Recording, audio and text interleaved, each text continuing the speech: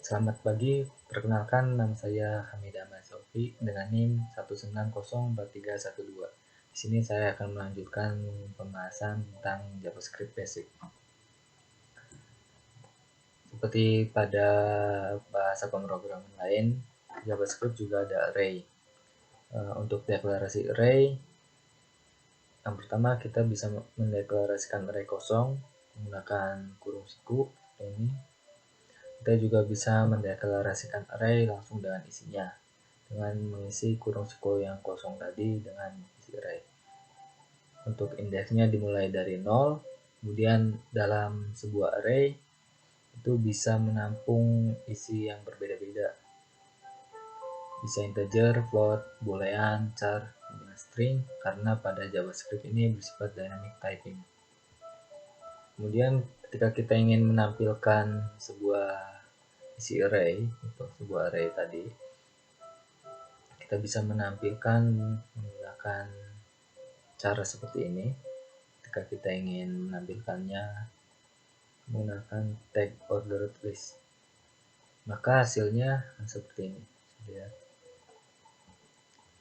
Kemudian kita bisa menambahkan sebuah data ke dalam array. Misalkan kita ingin menambahkan sebuah data pada array mahasiswa dengan nilai handy, kemudian kita tambahkan pada indeks pertama dengan nilai Sauki. Seperti ini penambahannya. Kemudian kita juga bisa menambahkan data setelah data terakhir, bisa menggunakan property length ini, maka data akan ditambahkan setelah Sauki. Kemudian ada metode push dan pop. Pada metode push kita menambahkan data baru ke dalam akhir array. Sintaksnya seperti ini, nama arraynya, kemudian push, dan isi datanya apa. Kemudian untuk pop itu kita mengeluarkan data terakhir dari dalam array. Nama arraynya apa, kemudian pop. Kita tidak usah menambahkan sini itemnya apa, karena kita ingin mengeluarkan data dari array. Kemudian shift dan unshift. Pada metode shift itu hampir mirip dengan metode pop. Kalau metode pop dia mengeluarkan data yang terakhir, kemudian kalau shift dia mengeluarkan data pertamanya keluar dari array. Kemudian unshift kebalikan dari shift, dia menambahkan data baru ke dalam awal array. Kemudian ada penghapusan data pada array. Sini menggunakan delete. Kemudian nama arraynya diikuti dengan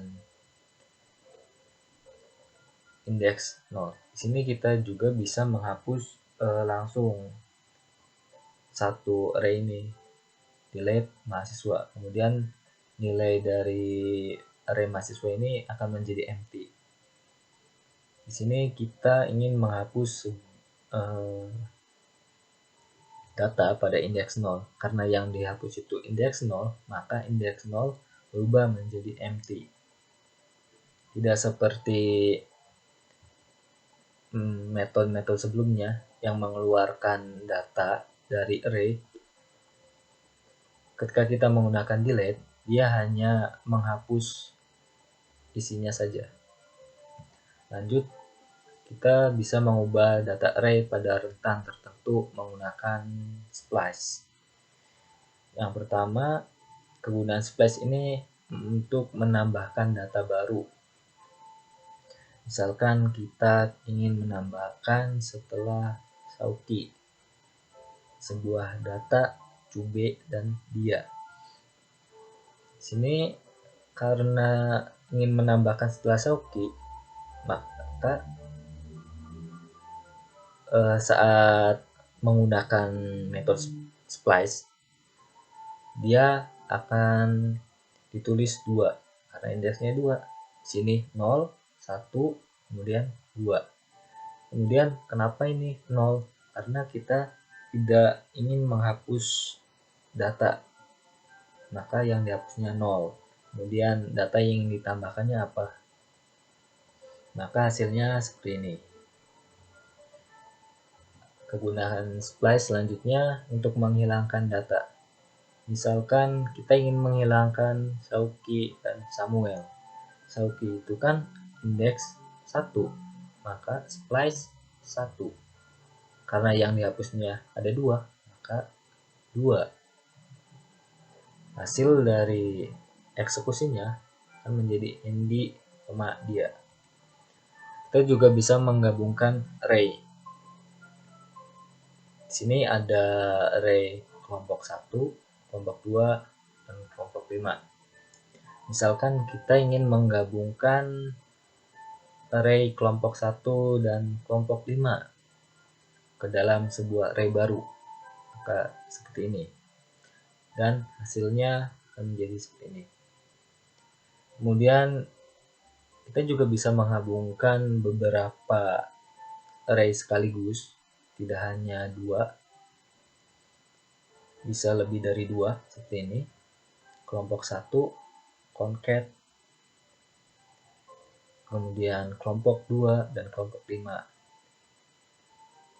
Ketiga array ini akan digabungkan ke dalam array baru bernama mahasiswa. Kemudian kita juga bisa menggabungkan string ke dalam array. Misalkan kita ada kelompok 5. Dari kelompok 5 ini kita ingin menambahkan string dengan nilai dia. Kemudian penggabungan dari array kelompok 5 dan string dia ini akan ditampung dalam array baru kelompok 5. Jadi metode concat ini digunakan untuk penggabungan antar array ataupun string. Kemudian ada metode filter. Ada metode filter ini seperti namanya, yaitu untuk menyaring. Misalkan kita gunakan untuk memfilter dari array angka. Kita ingin mendapatkan angka yang ganjilnya saja. Kita bisa menggunakan mendeklarasikan sebuah array baru, kemudian array yang lamanya, menggunakan metode filter dan function. Function di sini yang digunakan untuk memfilter angka-angka ganjil. Ketika kita tidak membuat function get ganjil ini, maka hasilnya tidak akan terfilter karena kita telah membuat fungsi untuk mencari angka ganjil seperti ini. Jadi ketika value-nya ganjil, dia akan ditambahkan ke ganjil. Tetapi ketika value-nya tidak ganjil, maka akan lanjut ke value selanjutnya. Seperti itu. Kemudian di sini ada metode sort dan reverse. Metode sort ini untuk pengurutan dan reverse ini untuk membalik urutan. Pada metode sort, untuk setiap data pada array akan dianggap sebuah string. Misalkan di sini ada array mahasiswa dan array angka. Pada saat dilakukan sort, maka hasilnya akan urut sesuai abjad. Namun ketika kita ingin mensort angka, dia tidak akan terurut seperti bilangan dari 1 dan lanjut ke bilangan yang besar, tapi karena dia itu dianggap sebagai sebuah string, maka dilihat angka depannya. Ini 1, 2, 2, kemudian baru lanjut ke 3, dan seterusnya. Untuk mengakalinya, kita bisa membuat sebuah fungsi seperti ini. Di sini misalkan kita membandingkan dua angka A dan B, kemudian kita return A dikurangi B. Kenapa A dikurangi B? Karena misalkan A-nya itu 39 dan B-nya 74, maka nilainya akan negatif. Kalau nilainya negatif, maka dia akan lebih kecil. Artinya 39 itu lebih kecil daripada 74. Kemudian ketika kita membandingkan 74 dan 2, 74 dikurangi 2, maka nilainya positif. Maka 74 ini lebih besar dari 2. Kemudian untuk reverse, dia akan membalikan urutan. Misalkan di sini Alia, Hendy, Samuel, Sauki menjadi Sauki, Samuel, Hendy, Alia. Lanjut method for each. Method for each ini metode untuk mengakses setiap isi array. Misalkan for each digunakan pada angka for each. Untuk setiap isinya kita jalankan fungsi myFunction. Fungsi myFunction di sini kode yang dieksekusinya yaitu menuliskan ke dalam HTML. Jadi untuk setiap isi dari array angka ini akan ditampilkan ke dalam HTML. Selain kita menuliskan seperti ini, kita juga bisa menuliskan menggunakan raw function. Untuk fungsinya bisa kita bahas di sini. Pada defaultnya deklarasi fungsi itu seperti ini, function, kemudian nama fungsinya, kemudian parameternya apa saja. Sini diisikan kode yang akan dieksekusinya. Ada 4 cara untuk mendeklarasikannya. Yang pertama cara declaration, ini cara biasa. Kemudian contohnya function, kemudian nama fungsinya di sini hello world. Karena tidak ada parameter, kita bisa kosongkan. Kemudian di sini kode yang dieksekusi. Bisa juga menggunakan function expression, itu seperti kita mendeklarasikan variabel biasa, namun diberi nilai fungsi. Untuk arrow function ini sama seperti function expression, namun dia menggunakan tanda panah. Setelah itu ada function constructor. Dia menggunakan keyword new function. Kemudian sini dianggap sebagai sebuah string. Dari keempat ini hasilnya sama, akan menampilkan tampilan hello world ke dalam HTML. Selanjutnya ada parameter dan argumen. Apa sih parameter dan argumen? Parameter yaitu nama yang dicantumkan pada saat deklarasi fungsi, yaitu nama-nama ini dinamakan parameter. Kemudian argumen yaitu nilai nyata pada saat fungsi itu dipanggil, yaitu untuk mengisi parameter. Aturannya pada saat pendeklarasian tidak usah menampilkan tipe data, parameternya apa. Kemudian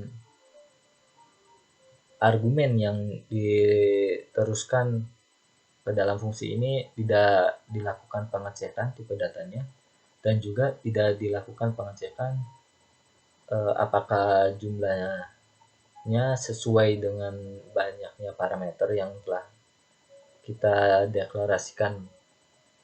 Kemudian ketika ada sebuah parameter yang tidak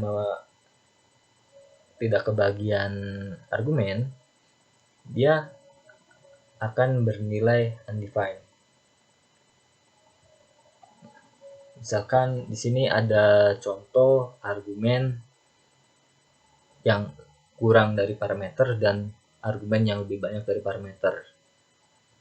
Misalkan kita ingin membuat sebuah fungsi dengan 2 parameter, namun pada saat pemanggilan kita hanya melemparkan nilai argumen 1 argumen.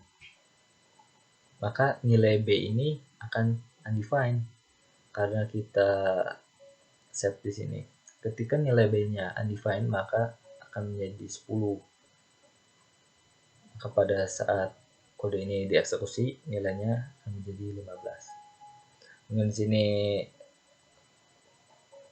kita mendeklarasikan sebuah fungsi dengan banyaknya parameter 0.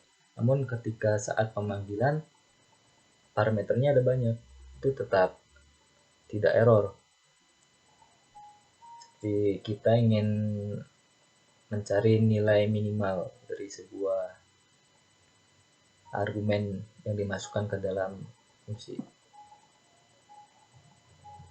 Selanjutnya objek. Objek yaitu segala sesuatu yang ada di muka bumi ini. Namun di sini kita membahas sebagai sebuah objek itu kita mendefinisikannya seperti ini. var, kemudian char, kemudian kurung kurawal, kemudian nilai-nilainya. Pada objek ini untuk setiap nilainya dia itu bisa bernilai, dia bisa memiliki beberapa nilai lagi. Misalkan di sini untuk char, untuk siap ini bisa, misalkan kita ingin menambahkan array, bisa dalam objek ini ada yang namanya property dan method. Pada properti ini yaitu seperti misalkan kita memiliki sebuah objek dengan nama char, dengan nama car. Sini misalkan mobil itu kan memiliki tipe, kemudian juga dia memiliki model, dan dia memiliki color. Selain properti, dia ada yang namanya method. Sini method kita bisa menggunakan function biasanya dengan kode eksekusinya yaitu menampilkan string method star pada console log. Untuk pemanggilannya kita tuliskan nama dari objeknya, kemudian titik, kemudian di sini properti atau metodenya. Jika dia memanggil properti, ada 2 cara. Pertama menggunakan langsung nama propertinya ataupun seperti ini. Namun ketika dia memanggil metode, dia hanya seperti ini saja, kemudian diikuti dengan kurungnya. Kembali lagi kita membahas fungsi. Misalnya kita ingin memanggil fungsi sebagai metode. Sini kita membuat sebuah objek seperti tadi, ini mirip. Kita membuat sebuah objek dengan nama orang, dengan isian full name, last name. Nah, di sini ada sebuah metode yang isinya itu function. Itu untuk mencari nama lengkap dari orang tersebut. Untuk pemanggilannya, seperti yang saya bilang tadi, nama objek, titik, kemudian function, kurung. Sini misalnya kita memanggil sebuah fungsi menggunakan function constructor.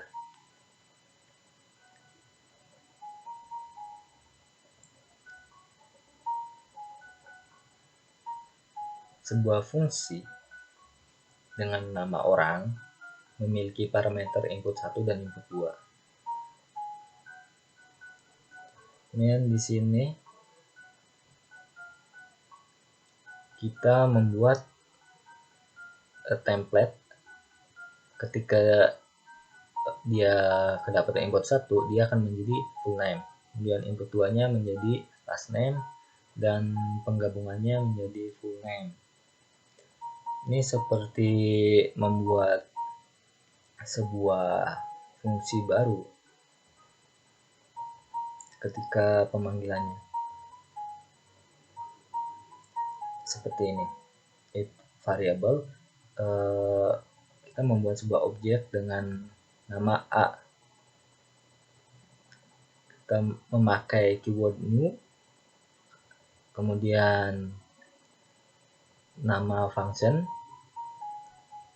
harus sama. Ini apa tulisannya? Ahmad sebagai input 1 dan Syauqi sebagai input 2. Yang ketika kita memanggilnya seperti ini nilainya. Kita juga bisa memakai metode call dan apply. Pada sini bisa dilihat objek orang untuk mencari full name. Kemudian di sini ada objek person dengan full name Ahmad dan maksud saya first name Ahmad dan last name Syauqi. Kita membuat sebuah objek baru menggunakan metode call. Jadi kita memanggil dari orang ini full name menggunakan metode call. Person ini kan dari sini objek ini. Dari objek ini, karena si full name ini kan tidak sama ya, banyaknya parameter dan argumen. Ketika kita membuat sebuah fungsi, parameternya ada 2, namun ketika pemanggilan argumennya ada 3. Makanya tetap tidak error. Pada person pertama, dia akan tetap teridentifikasi dalam function ini. Sini full name akan mengembalikan nilai first name dari person ini, kemudian last name-nya ditambah dengan jenis kelamin dan juga statusnya. Hampir mirip seperti call, apply juga seperti itu. Namun bedanya di sini ketika kita menggunakan call, argumen akan terpisah seperti ini. Namun tetap ketika kita menggunakan apply, argumen akan dipaksakan sebagai array.